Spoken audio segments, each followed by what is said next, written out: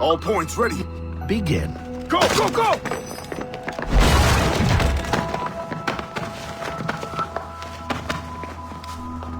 Who are you? Don't you touch her! Oh, for God's sake, restrain him! You, give me the child. Oh, shush now. You're all right. Elena! Calm down, Mr. Berg. I promise you I won't hurt your daughter. Who are you? My name is Warren Vidic. I work for Abstergo Industries. You quit the Yaga regiment and became a freelance mercenary in order to afford better care for Elena's cystic fibrosis. How's that working out for you? Arkele! I have an offer for you.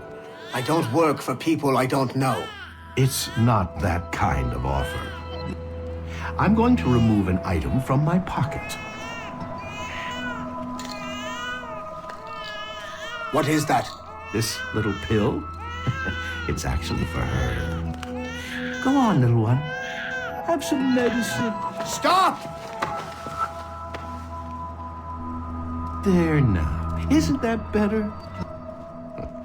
This pill will cure her.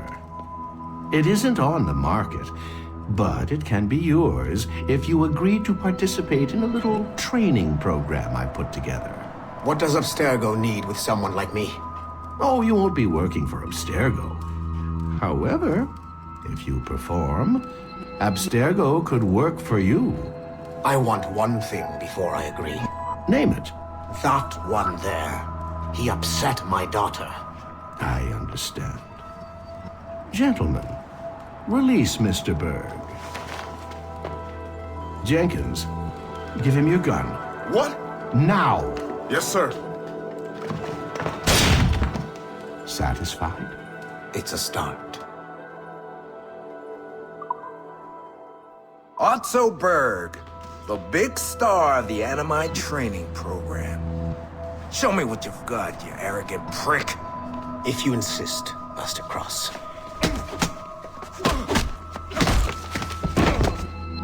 I believe that my training will soon be complete. Wouldn't you agree? What's so funny? I was wrong about you. You're not arrogant. You're just deeply fucking stupid. Oh. Your body, your mind, they're not yours anymore. You understand? All you have left are the voices. I don't suffer from your condition. My animus sessions were carefully... No, no, no! My voices are ghosts! Dead! So they can only ever say the same things over and over and over and over. But the ones in your head will never die. And they own you now. I am the Order's humble servant. You're not even a person anymore.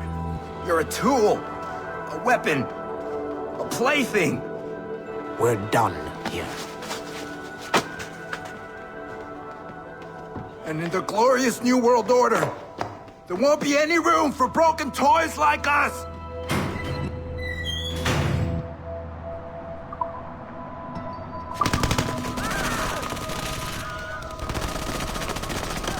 The kill box is live. Sorkin's picking off the stragglers as they escape. Good. Proceed to stage 2. All points, the word is given. Stage 2 is a go. I repeat, stage 2 is a go. Get those doors down. 3, 2.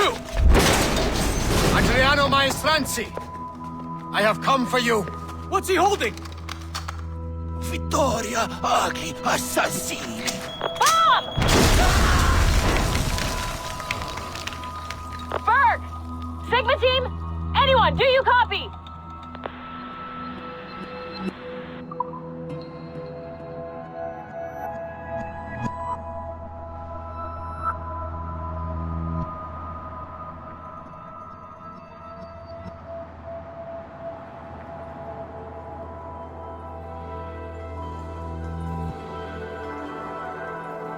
It is 4:26 on December 13, 2012.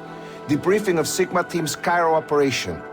Debriefing conducted by Abstergo psychiatrist Tibor Hashek, Level 7, and Director of Operations Letitia England, Level 9.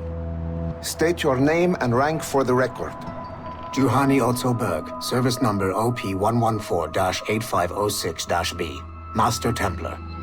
How would you classify the result of your Cairo mission, Master Berg? I would call it a complete success. The new Sigma team performed admirably. That's going a bit far, don't you think?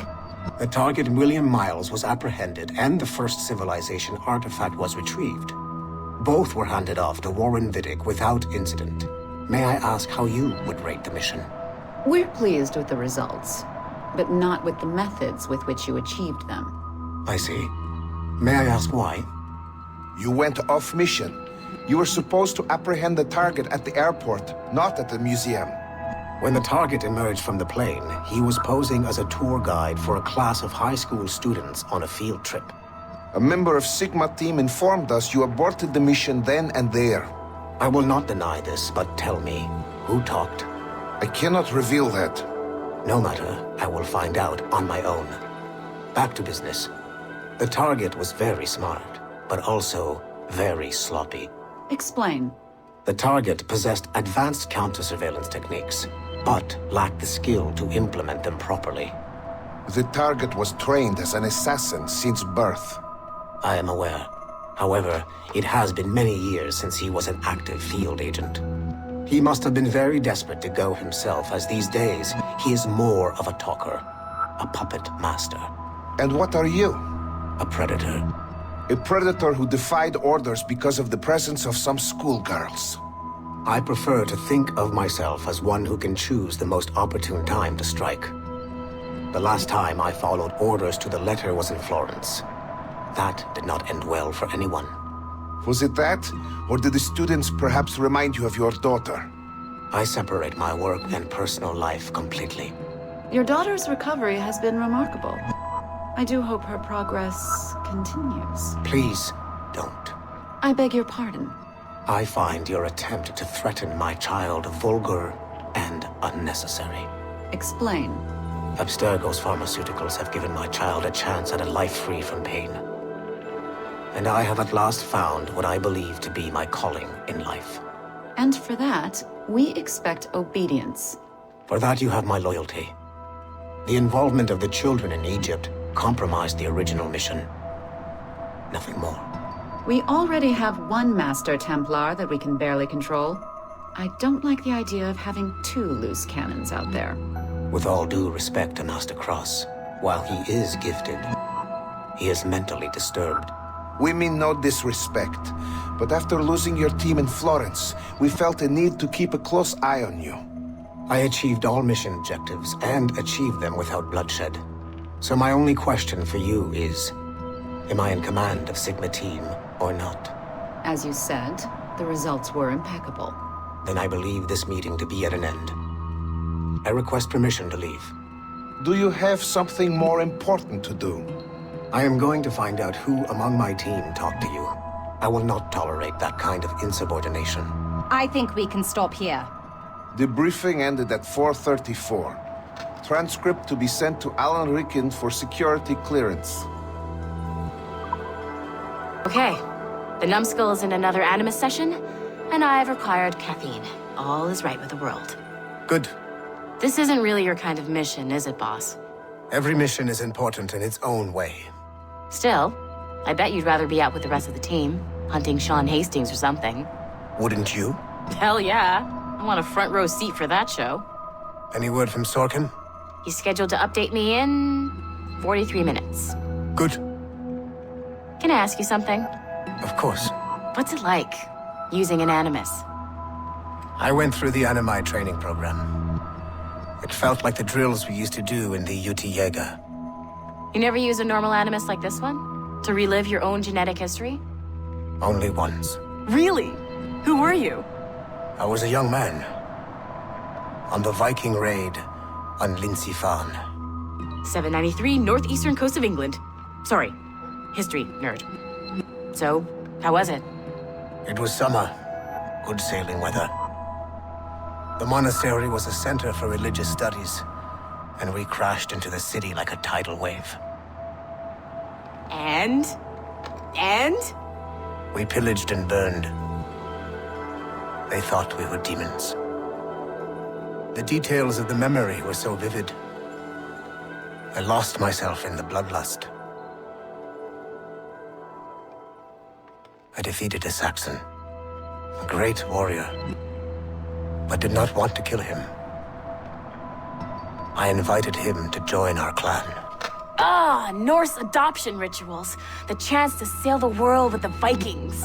Yes. A chance to see the world as it really is. What happened then? He wept.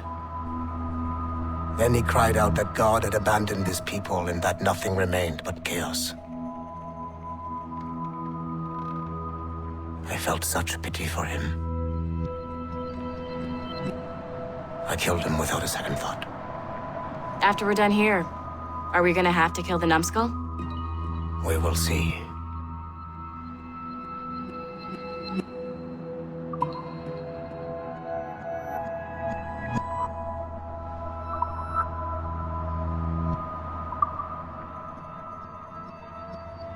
Following the Great Purge of 2000, William Miles became the de facto leader of the Assassins.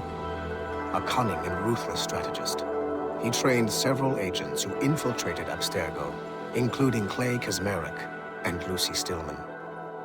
In late 2012, I captured William Miles in Cairo and delivered him to Warren Vidic in Rome.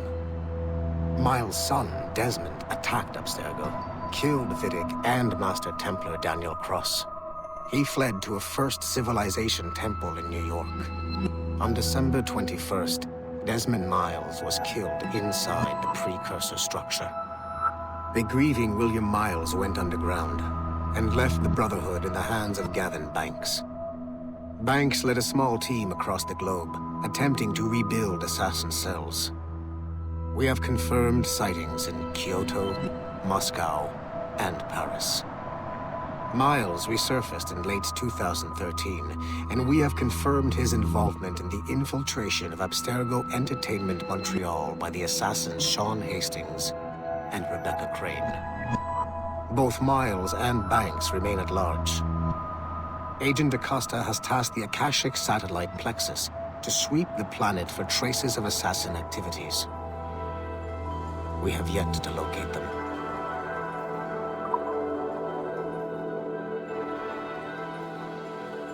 Sean Hastings was a university professor whose hobby was leaking Abstergo secrets.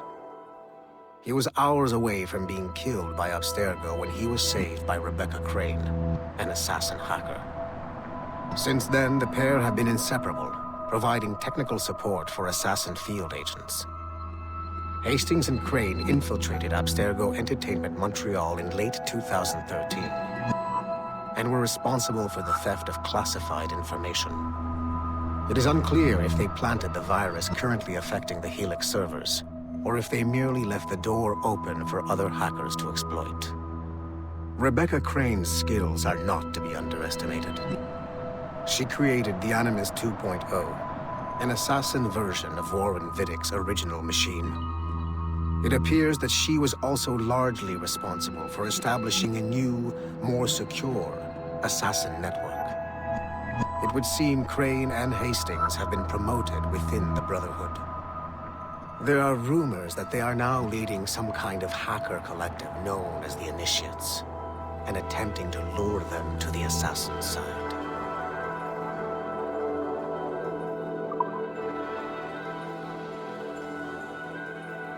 Details of Harlan T. Cunningham's life were difficult to acquire, as many traces of his identity before becoming an assassin were altered or erased by Gavin Banks. It is only thanks to Agent Acosta's remarkable skills that we are able to piece together this profile.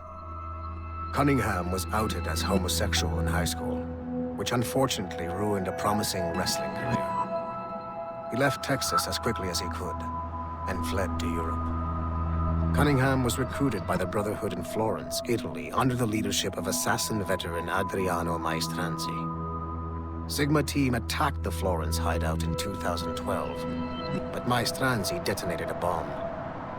3 assassins were killed before the explosion, but Sigma Team was annihilated in the process. Cunningham and I were the only survivors. Cunningham was last sighted in Rotterdam, alongside Aaron Schutt, a former mixed martial arts champion who also suffered a career backlash when he came out as homosexual. It is clear that Cunningham is mentoring Schutt in the ways of the Brotherhood. Although physically gifted and extremely dangerous, Schutt is a poor choice as an assassin. He is incapable of keeping a low profile and will compromise the Brotherhood despite himself. Recently, Cunningham stole a piece of Eden from an Abstergo facility in Rotterdam. During the operation, Schutt was charged to attack Abstergo employees throughout the city to draw attention away from his mentor. Although Sigma Team managed to reclaim the item, both Cunningham and Schutt escaped. I will not allow Cunningham to get away from me a 3rd time.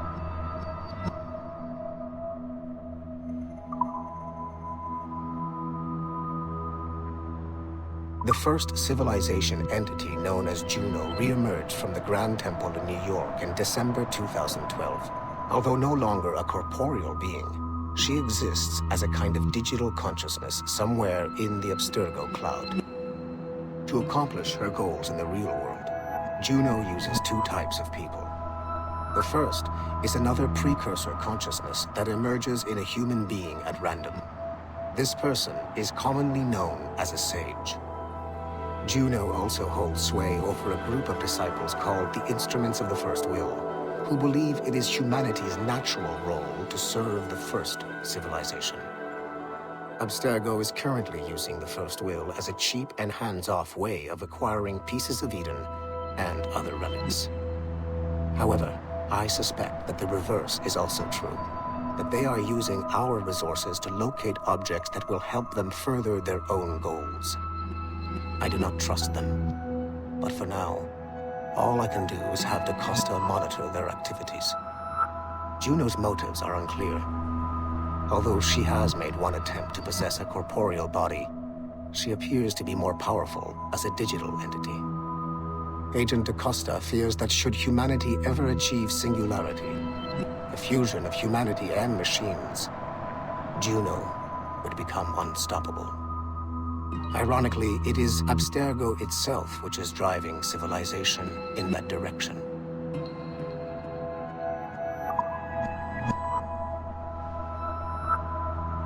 Given the nature of our current investigation, I have been looking at other assassins who, despite themselves, have helped the Templar cause. The first is Clay Kaczmarek, who infiltrated Warren Vidick's Animus project in Rome. He became the project's Subject 16. Kaczmarek's rich ancestry helped Vidick to identify the Renaissance assassin Ezio Auditore as a person of interest. Driven mad by overexposure to the Animus, he committed suicide. However, Kaczmarek may have unexpectedly become useful again. While in the Animus, Subject 16 came into contact with the first civilization entity known as Juno. Perhaps studying his bizarre Animus experiences can help us find a way to deal with the looming threat Juno promises. With Subject 16 out of the picture, Vidick needed a replacement. Desmond Miles, a runaway assassin, was captured in September 2012 and was used as Animus Subject 17 to further the search for an Apple of Eden. He managed to escape and uncovered an imminent threat to the planet. A solar flare similar to the one that wiped out the precursor race over 75,000 years ago. Desmond Miles also reactivated a first civilization temple in New York and used it to save the world, but it cost him his life. Abstergo recovered his body. In death, Desmond Miles became Sample 17, and his valuable genetic data was uploaded to the cloud servers in order to benefit all branches of Abstergo. Whether they live or die, we must continue to find ways to make the assassins work for us.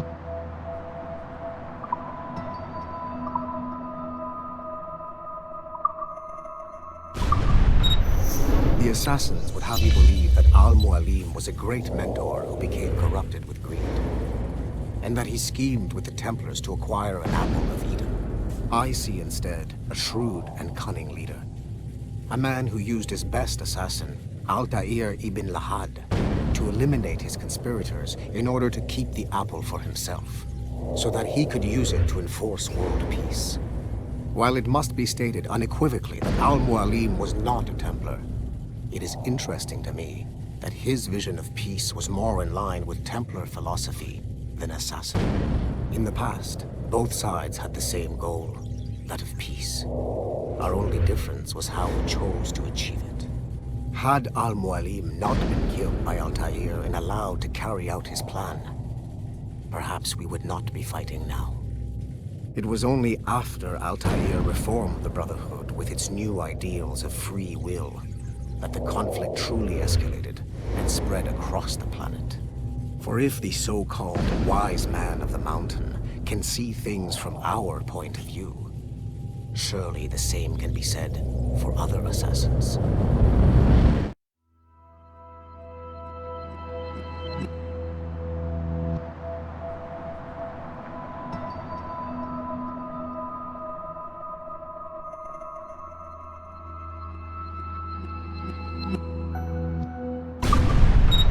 François Macandal saved Baptiste from slavery and inducted him into his so-called Brotherhood.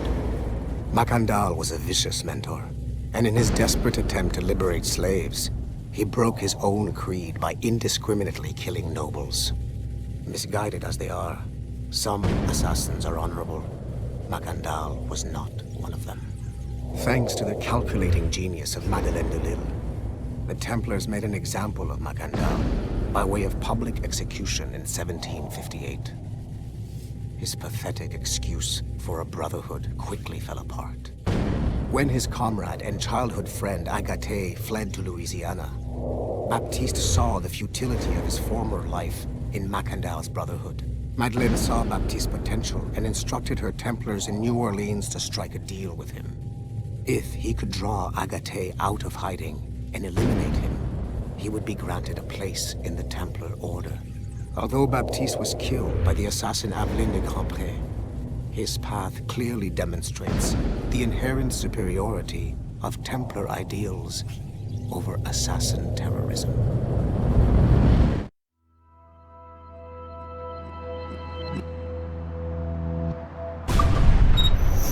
Duncan Walpole rose to the ranks to become a master assassin, but he was restricted by a brotherhood which chose to send him across the ocean to the West Indies, rather than find a way to nurture his potential.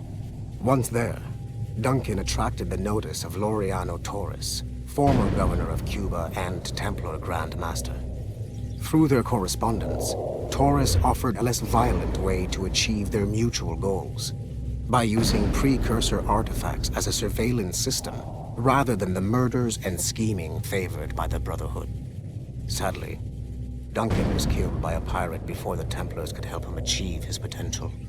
Although Duncan's story does not have a happy ending, it clearly demonstrates that the Templars' highest goals of peace and order need not exclude personal success and achievement.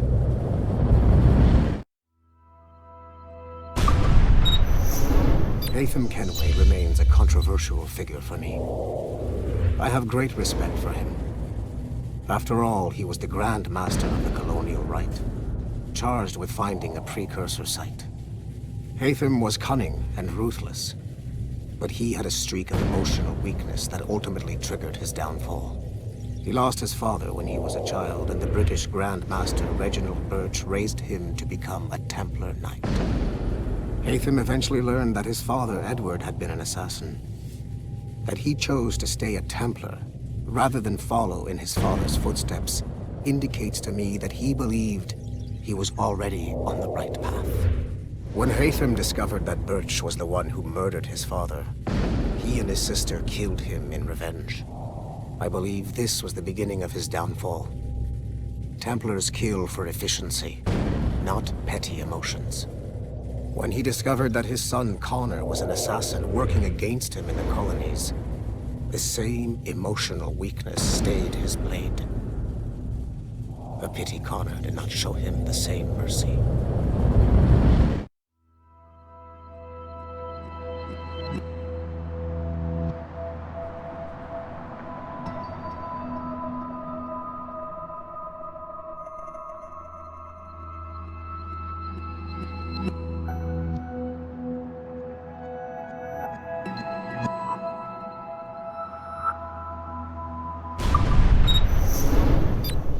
Like Haytham Kenway, Daniel Cross came from an assassin bloodline, as the Orlov family had at least 2 generations who served the Brotherhood. Daniel Cross's history of drug addiction and animus-induced psychosis should not take away from his many accomplishments for the Templar cause. Under the influence of Warren Vidic, he was planted into the Brotherhood and earned their trust, eventually meeting their reclusive mentor. Then his subliminal programming activated, and he killed the mentor, triggering the first great purge of the modern age.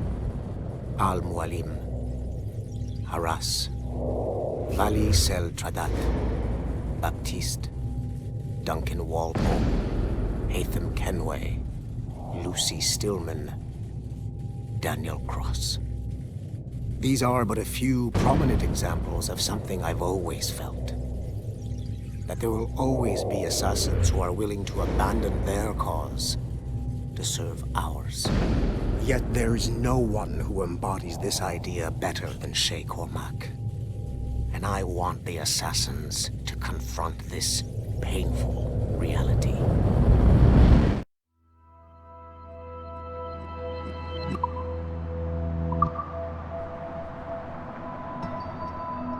Speak. Why has Violet DaCosta been removed from Sigma Team? I'm reassigning our assets as I see fit to align with the goals of the Phoenix Project. The Phoenix Project? Sigma Team would be of more use hunting down the remaining assassins. Let Delta Team hunt precursor relics instead. Those relics are the key to sequencing First Civilization DNA. Accomplishing that goal will in turn make the assassins even less of a threat than they are now. Be that as it may, Agent DaCosta should not be wasted on something like Abstergo Entertainment. Last year's fiasco with the Sample 17 project showed me that Abstergo Entertainment is more than just a disposable subsidiary. It's the best resource we have to finding new pieces of Eden. It is a weak link that has been compromised by our enemies time and time again. All the more reason to have DaCosta secure their access to the cloud servers. We're confident that Melanie LeMay won't fuck it up, like Olivier Garneau. Bringing a civilian like that into our ranks is also unwise.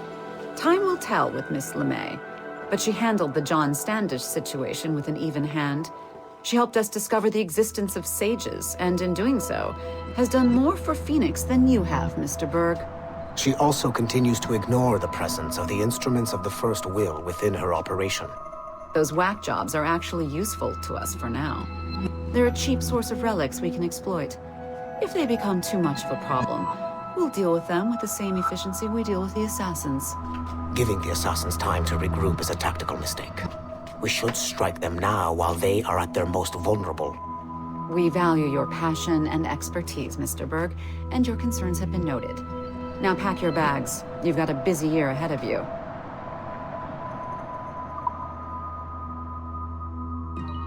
Field Report, Phoenix Project. November 1st, 2013. Agent DaCosta alerted me to a possible lead on the Koh-i-Noor diamond. A replica can be found among the crown jewels of England. However, the true diamond is a powerful piece of Eden and has been lost for centuries. Jot Sura is a programmer at Mysore Tech, a company working with Abstergo Entertainment to release a variant of the Animus headset to Asia, called the Brahman device. He's been associating with Siobhan Dami, the sister of Jadseep Dami, a known assassin. Could the Brotherhood be using the Brahman device to locate the Koh-i-Noor? Until we have more evidence, I have decided to use a local Abstergo strike force rather than mobilize Sigma Team. Update, November 3rd, 2013. Jot Sura was abducted outside of Dreamland Studios in Mumbai. He was seen being forced into a van by Siobhan and Jadseep Dami. This confirms my suspicions. The assassins must be using Jot Sura's genetic memories to locate the Koh-i-Noor. I have authorized the local Abstergo soldiers to engage and eliminate the assassins, with instructions that the Brahman device must be kept intact. I am en route to India. Update, November 4th, 2013. I arrived in India too late. Our strike team engaged the assassins in 2 separate conflicts. The body of Siobhan Dami was found at the first site, but her remains were too badly damaged in an explosion to collect any genetic information. I found the Brahmin device at the second site, but after reviewing the genetic memories recorded within, I am relieved to find that Jotsura's bloodline was a dead end. The real Koh-i-Noor diamond remains lost to both sides. Jadsib Dami escaped, which means we must monitor this new assassin activity in India closely. I am closing this file and proceeding to my next mission.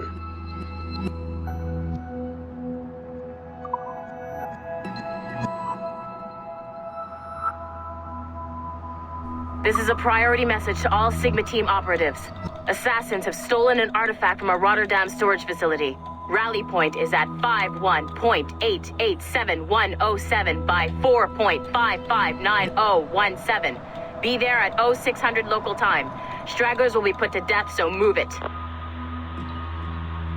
Listen up, losers. There are 2 confirmed assassins operating in the city. Target number 1 is Harlan Cunningham, the only survivor of a cell in Florence that our fearless leader eradicated a couple of years back. He stole the precursor box and is on the run. Target number 2 has been identified as Aaron Shute, former MMA champion, and now Cunningham's disciple and lover. How romantic. He's running interference, murdering our Templar agents embedded in Abstergo facilities throughout the city. Sorkin, take Sigma Team and go after Shute. I will take down Cunningham myself and recover the artifact. I don't like the idea of you going alone, boss. I want to deal with him personally. Sigma Team, maintain contact with Violet at all times. You have your orders. Sorkin, you dipshit! Don't engage him hand-to-hand. Pull your men back!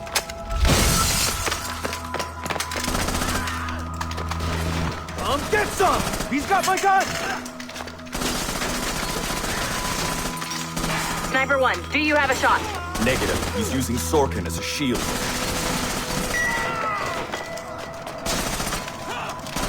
He's tearing us apart! Take the shot! I hit Sorkin. He dropped a smoke bomb. I've lost visual. He's gone. That's our cue.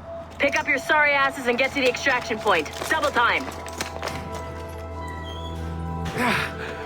Just fucking kill me already.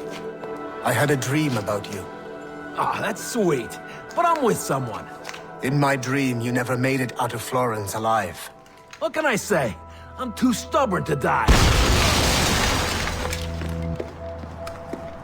Hello, lover. Hercule! We can't leave the box behind. Fuck that! I killed half the Sigma team. Let's quit while we're ahead. See you in your dreams, Berg. What a shit show. Compile the relevant parts of our audio logs and send them to Letitia, England. Tell her this is exactly why she should be letting us hunt assassins.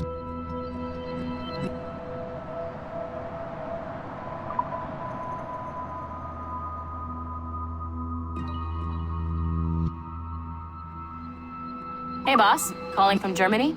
Yes, I am in Essen, searching for an artifact called the Ankh of Isis. Can you tell me anything about it? Give me a minute to fire up my machines here. Okay. Not much. There's an obscure file from the data dump scanner that mentions it. It was allegedly 14th century Germany, where an assassin named Lucas Zergberg fought a Templar offshoot called the Brothers of the Cross. How original. That's the file that led me to this bland shit pile. Is there anything else? Anything outside of Abstergo official records? Nobody's ever seen the thing. There's all kinds of stories about its history. From Roman Gallia, Egypt during the Middle Ages, and even a cell of modern-day assassins. Oh. And it apparently raises the dead. Is there any evidence to support this? None at all. You know what I think? I think this is bullshit the assassins are spreading around so that people like us waste our valuable time sniffing after it. Smells like a trap. Agreed. Keep an eye out for new information about the Ankh.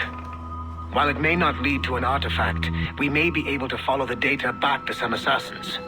You got it, boss. Where are you off to next? Cuba. I'm going to excavate the observatory.